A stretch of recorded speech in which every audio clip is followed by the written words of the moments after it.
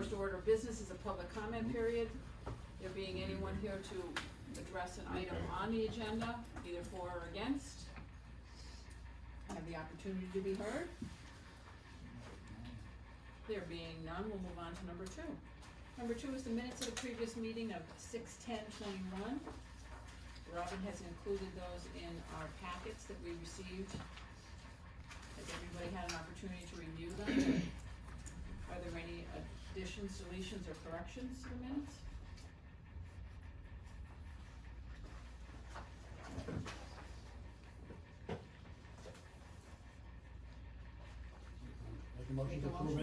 Make a motion to approve as presented. I'll second that motion. We have a motion by Ron, a second by Doug. All those in favor? Aye. Aye.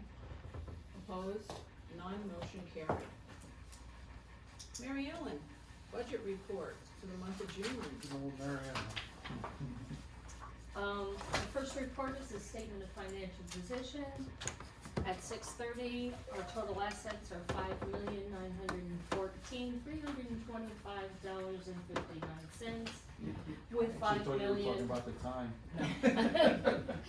With $5,511,324.03 in cash.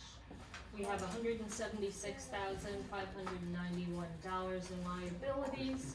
So our fund balance is $5,737,333.66. 7:33. Thank you. No significant changes. Thank you. There are no significant changes to the statement of financial position. Next report is the statement of activity. For the month of June, we have $149,291 deficit. The most significant expense was in professional services. That was for information technology management. We also paid for annual liability insurances. That's the errors and omissions. Yes. It was 3 policies, I believe, but one of them was that.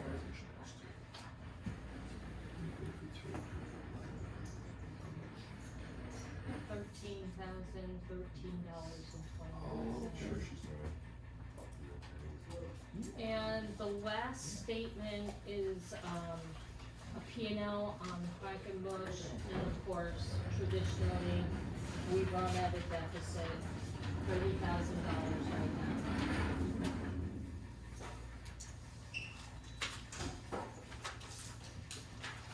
Questions? Did you have a question, Mike? No. Okay. Go ahead.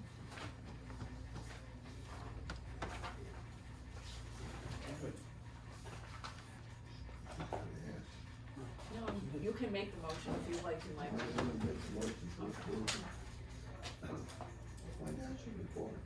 Okay, we have a motion. Do I hear a second? Second. Second. Motion by Mike, second by Ron. All those in favor? Aye. Opposed? None. Motion carried. Our fourth item on the agenda is a presentation regarding uncaged innovations. And Tom, maybe you can give us a little background? Yeah, this is gonna be something different, that, thought the board might like to see.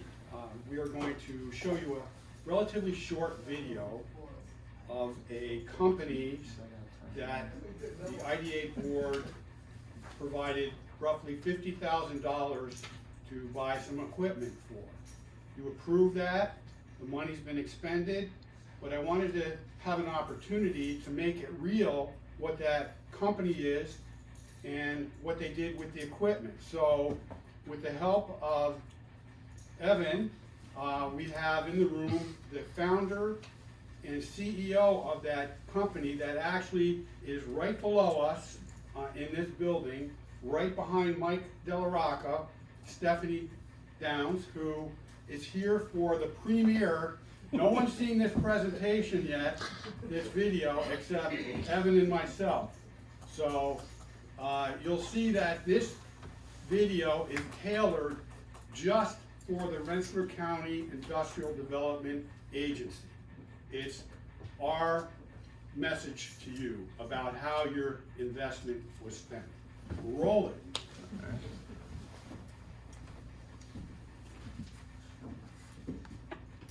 Rensselaer County, life looks good from here. Hello, IDA board. I wanted to take a moment to introduce you to what I hope will be a series of short videos which will document some of the activities that you, as the IDA board, have decided to invest in. The first of which will be a company called Uncaged Innovations, which actually is right below our offices here in the Quackenbush building.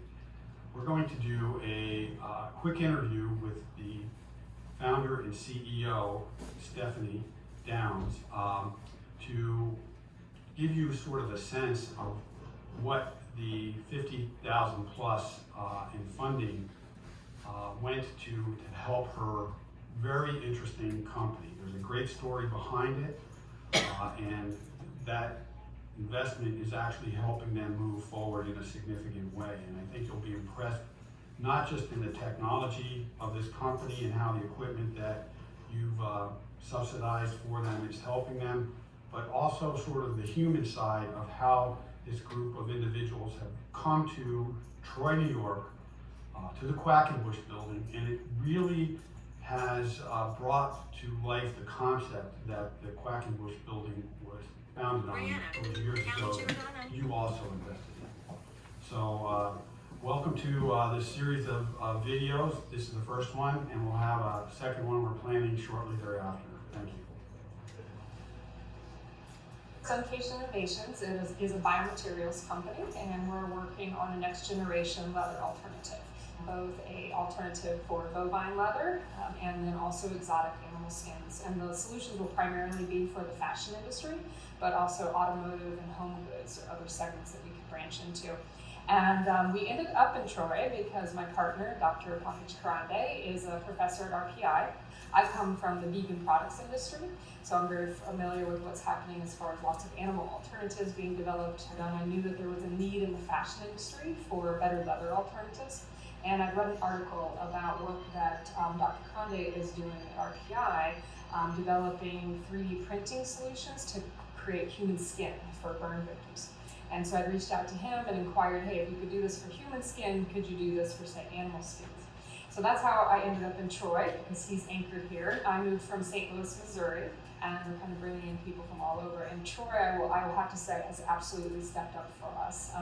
We ended up in the Quackenbush building because we were actually, our lab space that we originally had planned last spring and the summer ended up closing because of COVID. I mean, I've been an entrepreneur for over 20 years, and the thing you learn as an entrepreneur is you just figure it out. So you Google and you're scrappy and you find the right space. And I started contacting every office space in the area saying, hey, we're a biomaterials company. Do you have a way that we could come into your building? We contacted Tech Valley, Center of Gravity, and Cheryl and Dan down there, and then they put us in touch with David. And we had our first office space. It was a very tiny space, and he was wonderful. He brought in a sink for us, an exhaust, and just really accommodated us, gave us very low rent, and just really helped us. And then once we secured our investor funding last fall, we expanded into this much larger space. And we have just been so lucky to be surrounded by David's team and Cheryl and Dan down in Tech Valley, and also you guys at IDA. I mean, I've lived in many places around the country, and this is my 5th company that I've started, and I have to say I don't think I've ever had a community like surround us as well as Troy has done. Well, you know, as a startup, obviously every dollar really counts. Cheryl at Tech Valley had made me aware of your organization and that you guys might be interested in helping with some equipment needs. And so we put in a proposal to you guys for about $50,000 in equipment, which included a 3D printer, which will be a bioink printer, which we'll be using to create our materials because we're doing it layer by layer, and also what's called a tensile tester, which does strength testing, which is very important because when you're working on a material innovation for a fabric innovation, you need to worry about all kinds of different aspects. But one of the first ones you need to care about is if the material is going to be strong enough. So we put our materials right in here, and we do resistance stretching, and we can do all kinds of different testing on tear resistance and the strength so that we can make sure we're hitting certain parameters that the fashion industry will need. this is one of the most important things that we need to do initially from a testing standpoint. So did RPI have a piece of equipment like this? They did, and we actually up until this point have been doing some paying them from a contract standpoint to do some of it for us. But it really slowed us down because, we would send them maybe we could send them some samples every week, and then they did wonderful, but.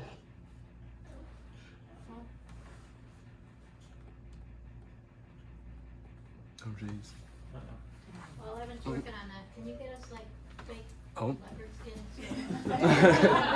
Cindy and I would love one. Before that, David provided them with a hood and sink.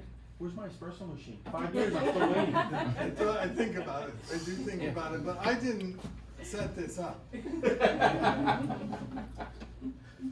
would just make them more hyper, David, and we don't want that. Does anyone know how this TV works? I do not. All right, so why don't we just, we'll give you a link that you can watch the rest of it, and I really encourage you to watch the next several minutes.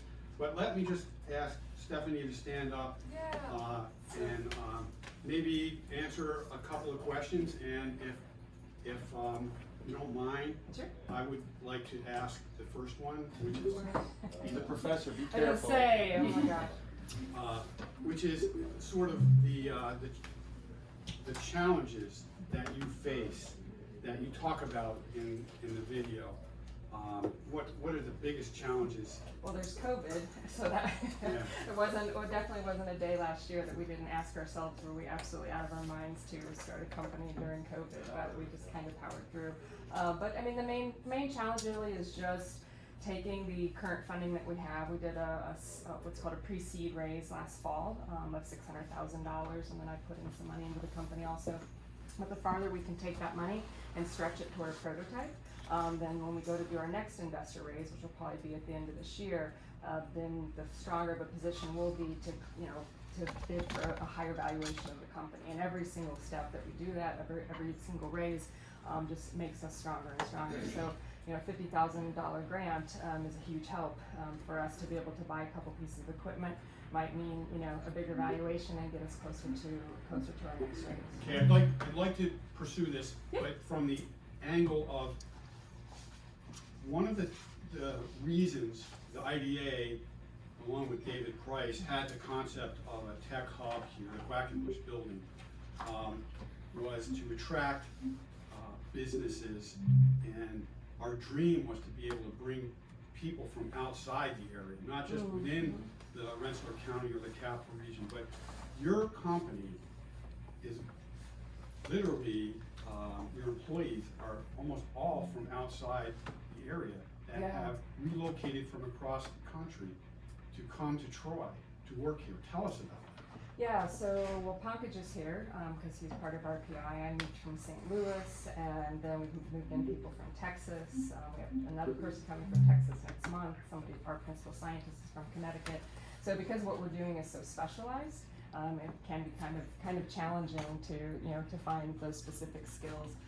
But we also hope that especially as we start to expand more on the business side, which will be later this year, where we're maybe bringing on operations and marketing people to maybe be able to hire more locally. But there's got to be some magic that you were able to convince people to move from San Antonio or from Maryland to come to upstate New York. Well, I mean, we do have a bit of a unique story in that, so I've been a vegan and involved in the animal welfare industry for about 20 years now, and prior to this, I started a plant-based meat company in India. So if you've heard of like Beyond Meat or Impossible Foods, I started a company that's essentially became the Beyond Meat of India. And so I have a good track record as an entrepreneur, I guess, so that's very helpful. And then, of course, teaming up with Pankaj, also a very unique story, the two of us coming together. Somebody who's a 3D printing skin scientist teamed up with a social entrepreneur that comes from the vegan product space. And we also have very good contacts. I have a long history of working with people in the fashion industry, so we are actually already in discussions off the record, because we're under NDAs with all of them, but with Chanel and Gucci and Hermes, we're already in pretty strong collaborations with them. So, we just have a lot to sell from that standpoint, but it's kind of, and there's a lot of people, especially when they're first coming out of college, like recent PhDs, that are very excited about being in a startup. So people enjoy that. So this is sort of the dream that Bob, It was our goal in the beginning, and actually before we even did this building, was to create this, I hate to use the word safety net, but a safety net and an environment for folks to come here, so we can support them, whether it's in the early stages, whether it's in introductory stages to potential customers, scientists, you name it. Run the gamut of how we can help support that ecosystem for entrepreneurs to flourish, which is what our goal. We knew that right from the beginning. So that's part of what, when Tom said you want to present to the board how, the actual purpose of why we did the center of gravity and why we did the Quackenbush, or at least supported the Quackenbush heavily with David's partnership. This is one of the reasons. I mean, you'll see the gaming software at a different level, hopefully accelerator down the line.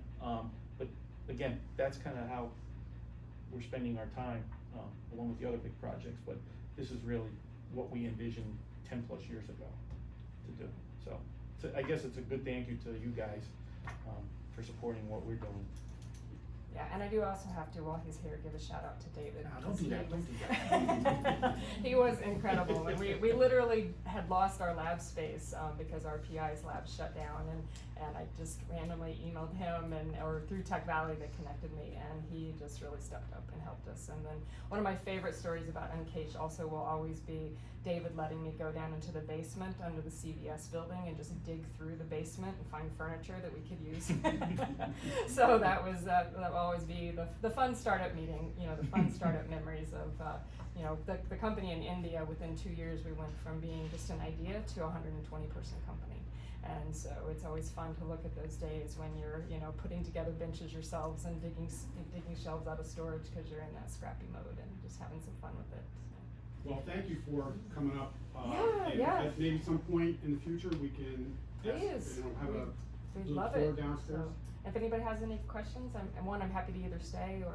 Just quickly, Stephanie, there's a company in Green Island, which I'm sure you're aware of, Yeah. Creative. Uh-huh. It does fantastic things with, I guess, corn stalks and mushrooms and whatever else they throw in there. From all the technology that they've developed, is that something that you can piggyback on? Yeah, so we're actually Share? talking with Eben and Gavin, who are the founders of EcoDevative, and so they're doing mycelium. They're doing mycelium like bacon. They're using mycelium for packaging and stuff, and then they have experimented some with some mycelium leathers. But what they're primarily doing is selling what's called a substrate, where like they're making a base material, and then so we're in discussions with them because we might be able to use their material as our base, and then we use some of our formulas on top of it. Because that's one of the challenges that we face. Some of the ingredients that we're using are actually natural skin ingredients, and they can be very expensive. So there's definitely some synergies between the two companies, and they've been great. Yeah. Yes. May I ask a question? We're in a unique situation in Troy, in downtown Troy specifically, because we're in an opportunity zone. Right. And as a result, any startup businesses that are in that zone have the opportunity to have investors invest in those companies for a sizable tax or full tax on their capital gains. So there's a real opportunity So there. the investors can write off the investment somehow? In They a keep the startup in capital an gains opportunity out. zone. It's a little complicated, it's more of a real That's estate play. interesting. Well, it's actually twofold. There's one where you're buying real estate and developing real estate in an opportunity zone, which most people know about. But what they don't realize is that if they can also invest, there's funds out there that invest in startups that are located in opportunity zones and actually get capital gains tax benefits from the startup company itself. Interesting. And that's a big benefit to obviously it's Yeah. the startup to gain. I'd love to get your card, or I can just look it up, I can try and look it up and read. Yeah, so I should talk about that a little bit, because I think it's good for the area. All of our existing investors came from out of the area. So there's a fairly large network of venture capital firms that are investing in animal alternatives, whether it's meat alternatives. And so actually our largest backer, they also had backed my company in India, but they were one of the first backers for in possible foods and beyond meat and stuff. So they tend to get very early on. Our next raise will be for a pilot facility, which we're hoping to put in one of David's properties. And that will probably be a $3 to $5 million raise. So it'll just kind of depend on where we fall on as the prototype develops, what kind of equipment we need to build out such a facility. So.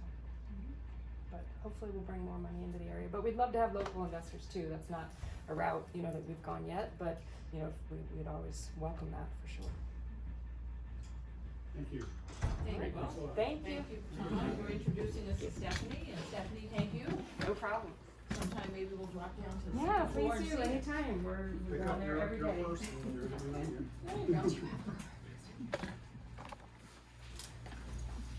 Okay, number 5, public hearing deviation process for Bryce Properties.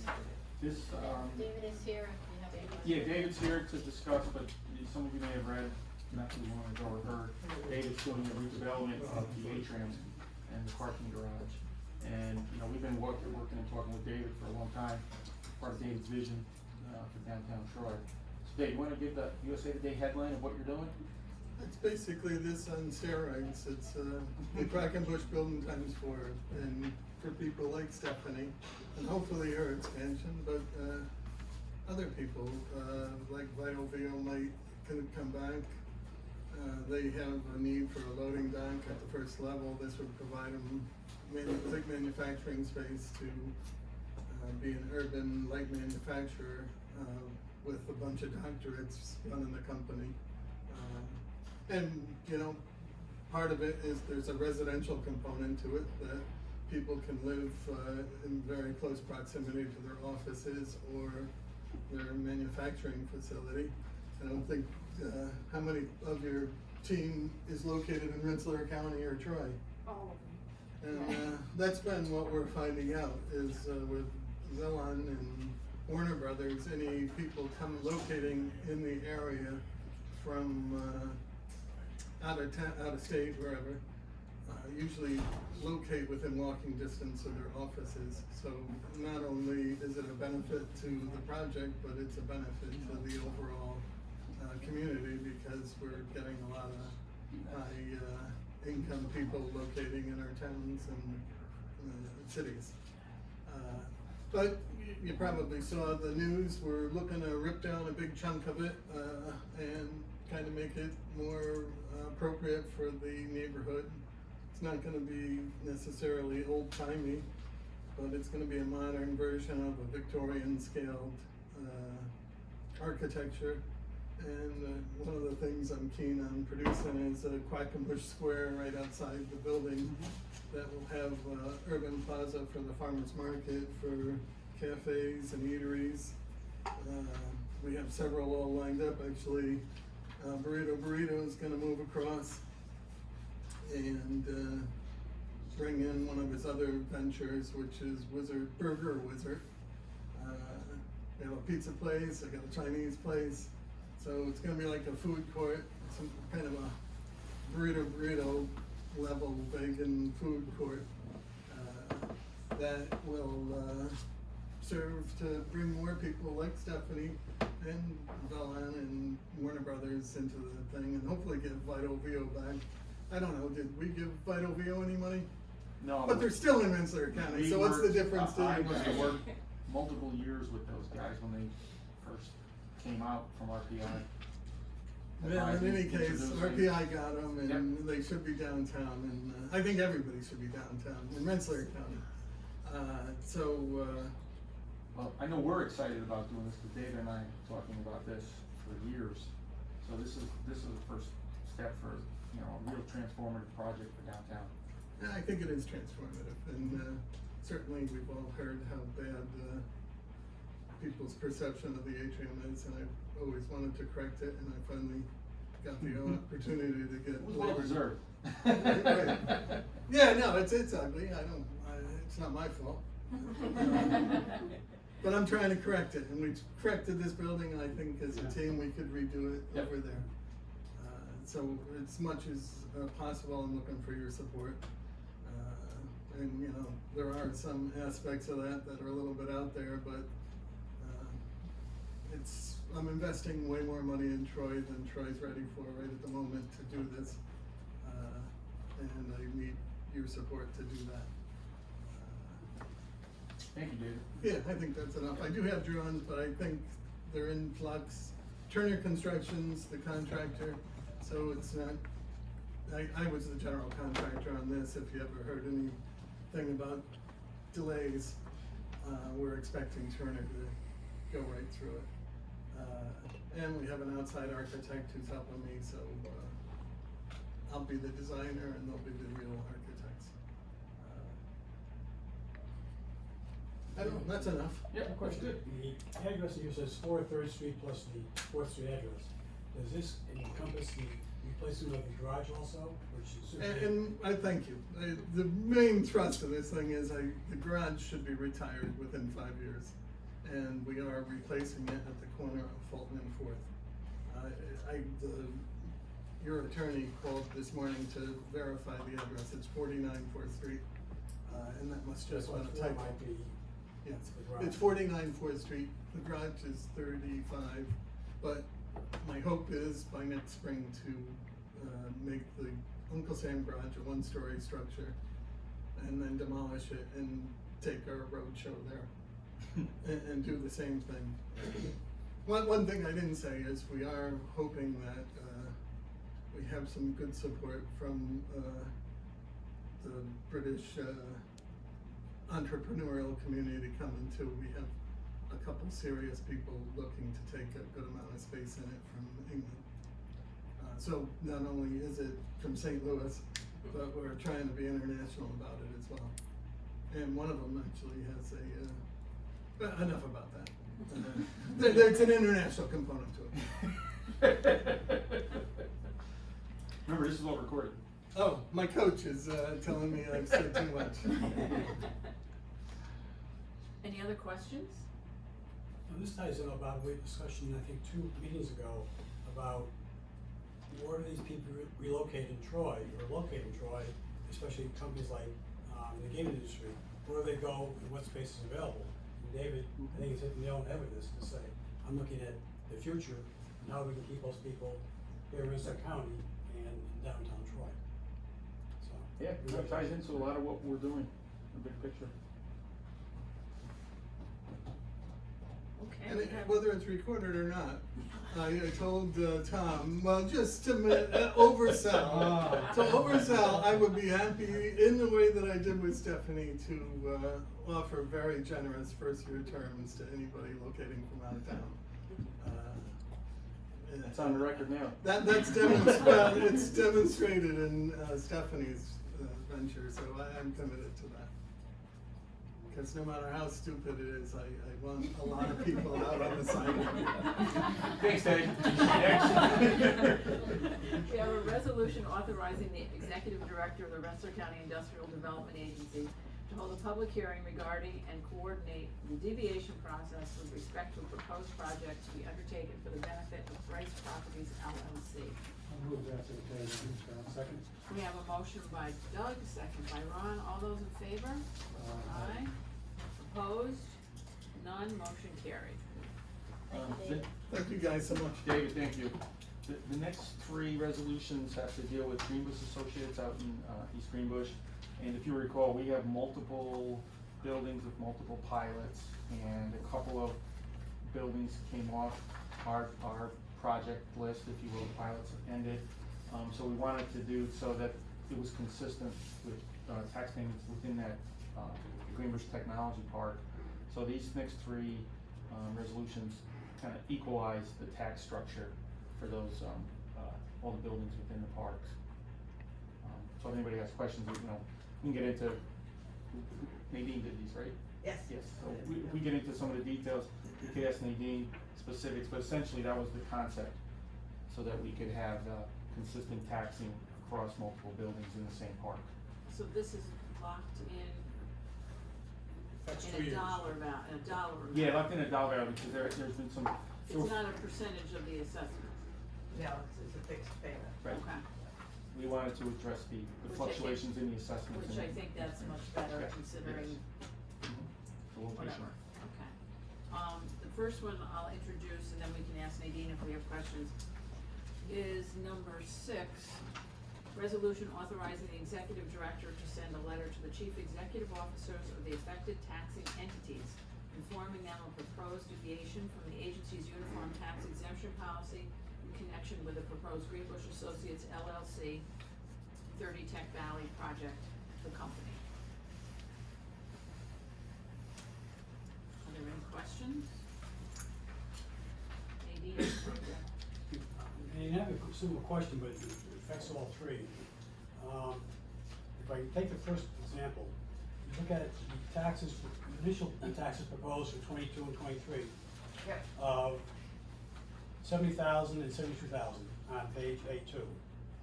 I'm rounding up, obviously. Yep. And you go into page 3, it becomes 45 and 47.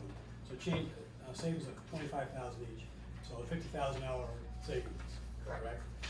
When I get to, if I can jump ahead on this, just to clarify something, the second project, and when you go to page A2, 2022, it's 103,000, for 23, it's 105. And it's 53,000, savings of $50,000 each. Correct. And that's when you go to page A4, line 5, it says, the estimated value of tax exemption is $80,000. Shouldn't that be 100? No. No, it's 25, and then it's 35, 30, 35, and then it's, the 40, 40. Where is, maybe I missed something.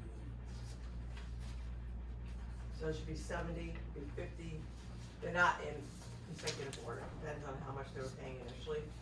So one is gonna be a 50,000 savings, it's gonna be a total of $200,000 savings, all bucks to 30. Right. 80, Right, 70, and. but I guess my question is, that's where I'm getting confused, because the first one says 25 and 25, line 5 says 50. This says 50 and 50, but line 5 says 80. And that's where I'm getting confused. And the same way we can go to the third presentation. I'm just trying to tie the numbers, that's all. Third presentation.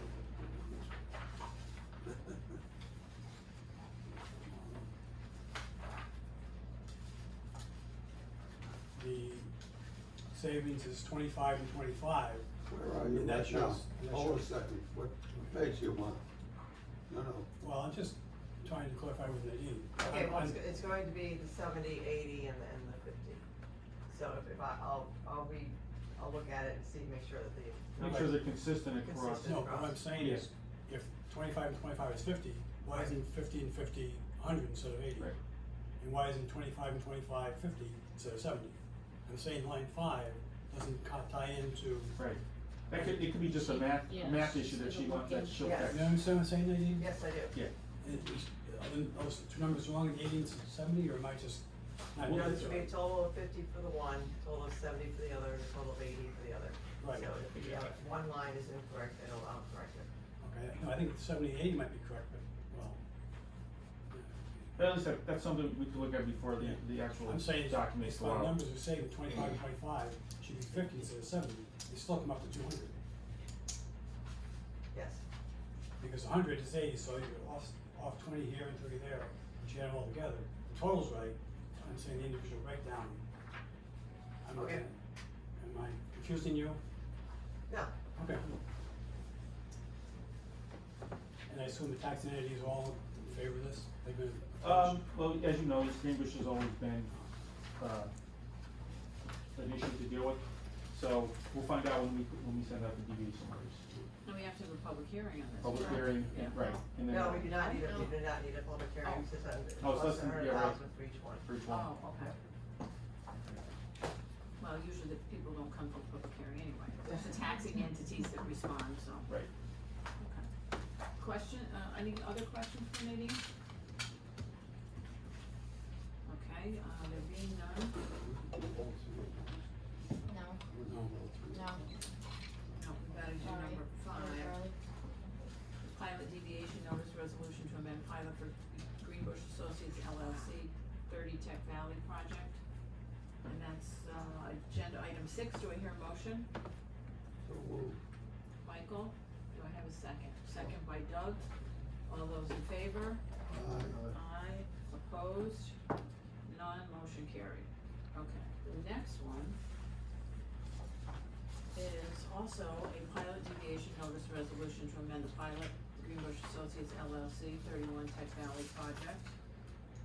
Do I have a motion on that? So moved. Motion by Ron, second by John, all those in favor?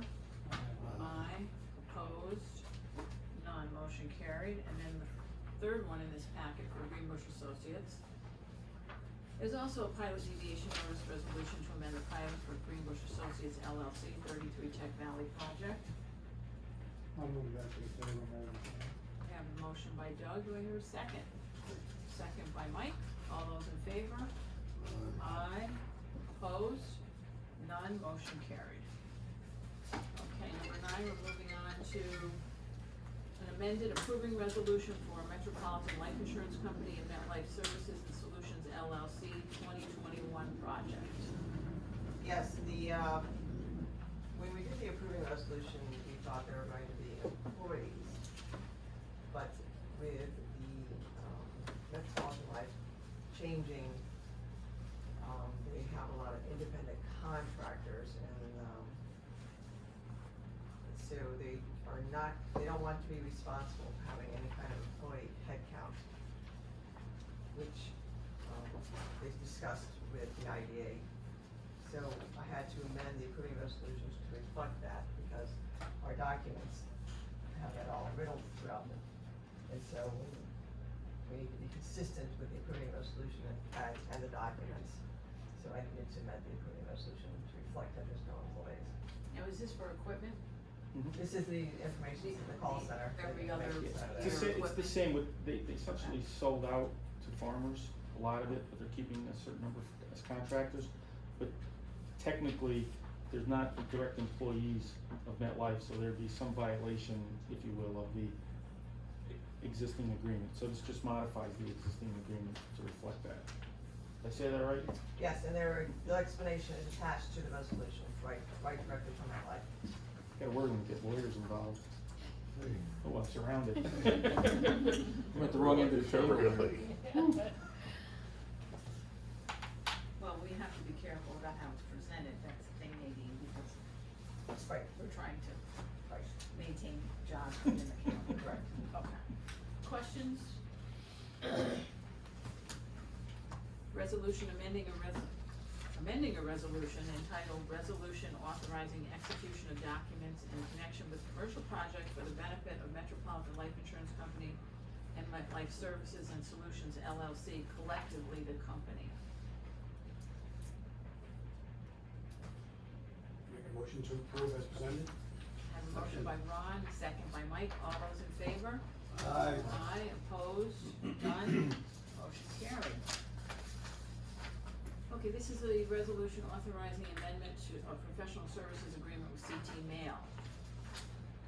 You want that, Peter?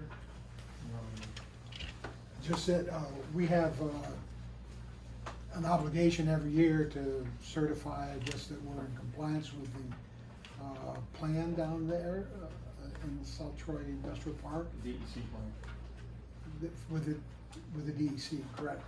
And, it was due, the report was due last fall, but because of COVID, it didn't get done.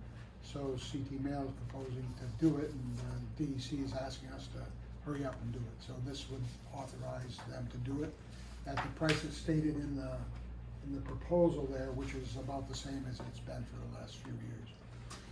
Is there a threshold not to exceed, or is there just a blanket? Flat number. Flat Like number. 4,396. Questions?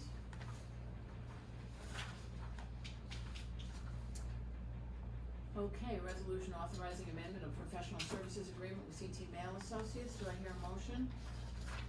I'll move that to the table, Madam Chair. We have a motion by Doug, second by Second. John, all those in favor? Aye. Opposed?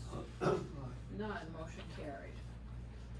Okay, resolution granting license extension to Self-Array Incorporated to occupy and use certain space in the Quackenbush building. Yeah, these are, it's Clint Ballinger's new venture. He's been doing it on a month to month, so this is just extending it month to month. Oh, we're gonna stay on month to month? Yeah. Okay. Yeah, cause I'm not sure if he's gonna be able to commit to a year license. Okay. Question? Do I hear a motion for the resolution granting license extension to Self-Array Incorporated to occupy and use certain space in the Quackenbush building? building? So moved. Motion by Mike, second by John, all those in favor? Opposed? None, motion carried. We have a resolution appointing a agency financial analyst. Yeah. I think he just got up and left the room. He did. So, yeah, so as you There he guys, as goes. you recall, you know, Jay had, right, Jay had worked with us for close to 100 years, I think. Not quite. Well, almost.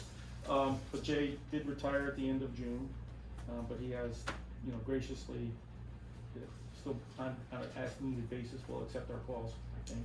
We haven't tested him. No, we can't, cause his phone's not working. You gotta fix his phone. He wasn't here yesterday, but that's Jay.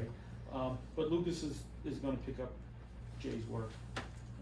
And I know he shadowed Jay for the last several months to pick up as much of Jay's knowledge and what he was doing for us. So will he be the liaison for this building? Yeah. And do public hearings and things for us? Two public hearings, in fact, his first project is going to be prices, which we'll be working close with Lucas on that one, cause I think it's gonna be a high profile project, but what better way to cut your teeth than your first idea Well, project? no, but I think he really wants to learn. Yeah, he I get does, that he impression does. from the conversation, that he's really eager to Yep. learn these things. and He is.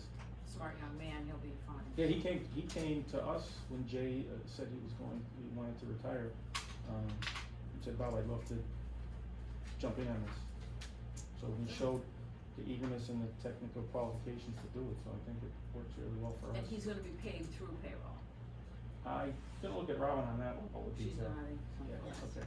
Well, no, but it's for his benefit, Yeah, it's being gonna, a yeah, young age, he won't be a get retirement contract, system he won't be and everything. contract, he'll be Right, a an direct employee of us, for us. Right. Okay, questions? Do I hear a motion? Motion? Motion by Ron, second by Mike. Oh, he had his hand up first, John. All those in favor? Aye. Opposed? None. Congratulations, Lucas, come on down. The next two resolutions are, the two annual golf tournaments that we, have been part of You're hired. for quite a bit of time, both the Hudson Valley one, which I believe was Monday, and, the Chamber of Commerce, which I think is August. August, right, yeah, and then ours is September, so. I think it's the same level. Same level, yeah. Okay, the first one is a resolution authorizing the agency participation in Hudson Valley Community College Foundation networking event. Questions on that? There being none, I'll entertain a motion to approve. Motion by John, second by Doug, all those in favor? Aye. Opposed? None. Motion carried. And number 14 is the resolution authorizing participation in Chamber of Commerce event. Any questions on that? Same level of expenditures as in the past. Motion by John, second by Ron. Okay, all those in favor? Aye, opposed? None. I just wanted to say something about, thank you Connie and Melissa for sending that letter out to PCC Castleton. Yeah. To recapture the delinquent taxes, because they were recaptured very rapidly. So I guess your letterhead speaks Yeah. volumes. Well, they even overpaid by $30, Yes, right? that's right, that's right. First they said, we're not paying, why should we pay, we can't pay, but then the next year they paid. Well, Good for you. there It's a would have wake-up been call. additional Yeah. steps if they didn't pay. Well, which are draconian, which is why they're in the documents to be draconian. Yeah, so thank you for that, and that's very good, and Bob, you've got some, Yeah, just a Updates? couple of quickies. One is the gaming software. We had very successful meeting with Senator Gillibrand's staff last week. And it's, you know, we're very optimistic that we're going to be getting an EDA grant and an earmark. I'm pleased with the direction it's going in. In fact, while we were in the meeting with Senator Gillibrand's staff, Guha and Cardi both received a text from the president and chairman of Activision, who was at dinner the night before with Senator Schumer in DC, and it was a picture, and the bottom was Senator Schumer really likes you guys. So we're very hopeful that, so our initial seed money and our commitment to match the part of this EDA grant started to pay dividends. You know, very similar, she left, okay, to what we were trying to do with, you see the scale of working with the smaller companies and then trying to create this gaming software accelerator that I'm very, very happy with. High expectations that it's gonna be successful. Second one, which, was a bit pain in the butt, was the audit, exit interview we had. Mary Ellen was there, Ron was there, and Jamie was there. It was over a year, and, they did find, they had to come up with something, so they found a couple of items that really had to do with timing of assessments. There were some errors on the actual overpayment and underpayment of some pilots. And as we dug a little deeper, Bill Film, who does the pilots for us, identified that it was a timing issue on an assessment change within the local municipality that we have no control over. However, there's some discrepancy on how timely change in assessment is supposed to be sent to the county. So Bill is basing the tax assessment numbers on what the county has for the property that's assessed, where the local changes it. So again, and ironically, it was in East Greenwich. Go figure, both of those issues in East Greenwich. So within the next 30 days, the report will probably come out and be public. We're preparing a response. I feel that based on the magnitude of the projects that we work on and the tens of millions of dollars of pilot monies that we distribute, these are kind of small percentages.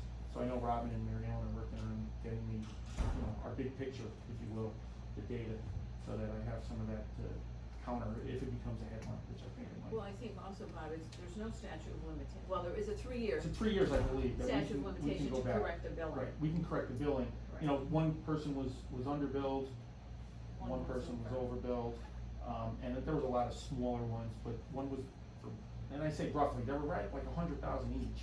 So it netted out to be 0, or a very small number, but those two entities, what it's also going to do is open up other people to want their bills, to have their bills audited. Say, hey, wait a minute, I may have overpaid. It could open up that box. But that's okay because they audited them. Right, they were audited.